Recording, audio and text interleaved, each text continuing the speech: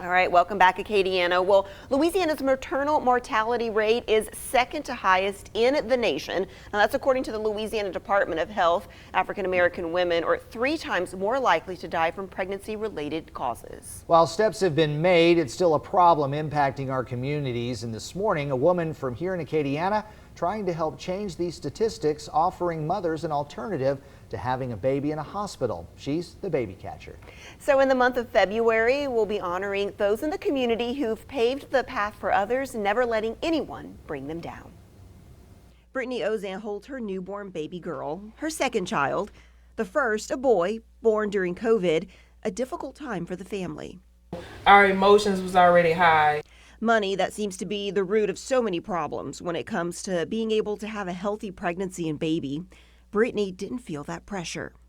I felt relieved. I felt like it wasn't any push for like money. It felt like a family. Shatamia Webb, owner of the baby catcher in Lafayette, tending to Brittany's every need despite her inability to pay right away. Compared to a doctor, just going to an appointment and they just go and just see another patient. This one it feels more like a family.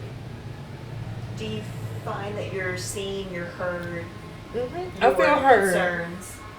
Mm-hmm. I feel like when I express a concern, I feel like she really cares compared to just coming up with an answer. Growing up, Shatamia had dreams of becoming a doctor, graduating with a degree in biology from McNeese. When it came to more schooling, Shatamia knew that's not what she wanted at the time. So I came home, I worked at a local lab, and then I found out about the midwifery program at SLCC.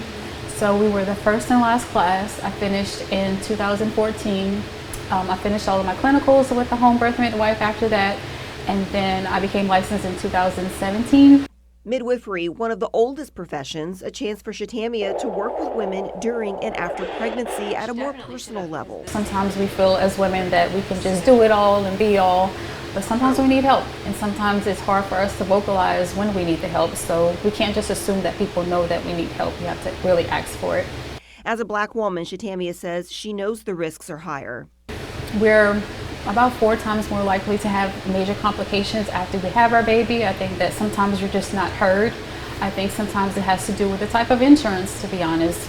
I think that my biggest fear was if I had to have a baby in the hospital, would I walk out of that hospital?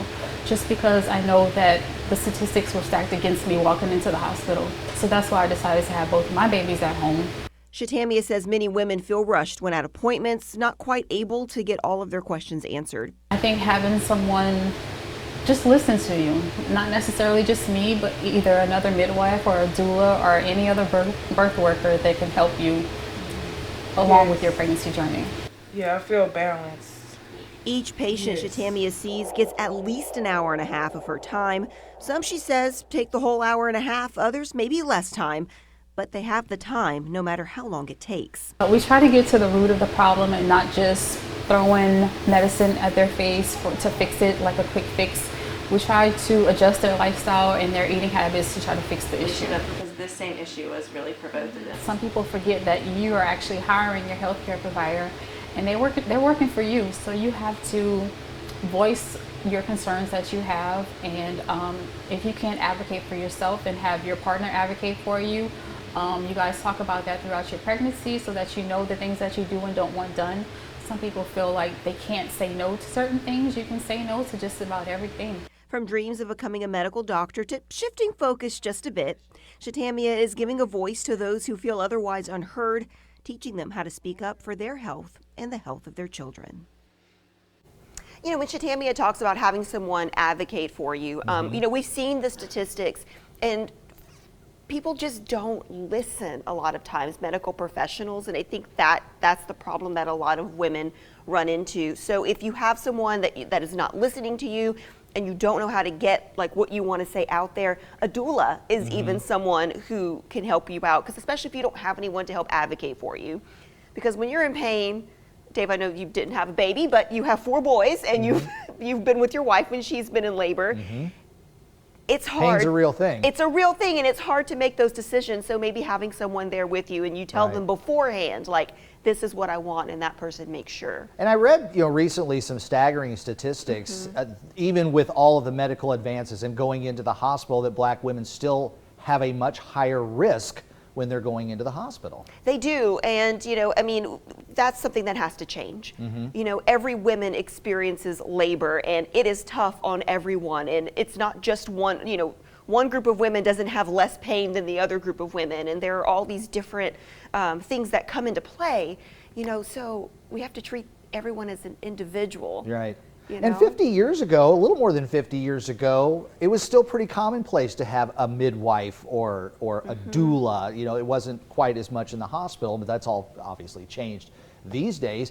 Do you think that midwifery and doulas may be making more of a comeback, especially when people can have more of that personal attention? Well, I think when you can have that personal attention, we talk about COVID and having to go into a hospital, that's a scary thing, right, for a new mom, new parents, and this way, you could be in a home setting, some people in their home, or with the baby catcher, you're in a bedroom setting, and so I think you feel like they're really attending to your needs and asking the questions that you want them to ask, but they're actually listening, not just hearing you. There's a difference. They're listening to what you have to say. More pillars coming in the next several weeks? More pillars coming in the next several weeks.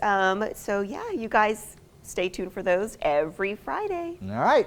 Let's go to meteorologist Bradley Bett. Oh, look at him. He's over here in the green wall Bradley, right here how's it behind us. going? Brad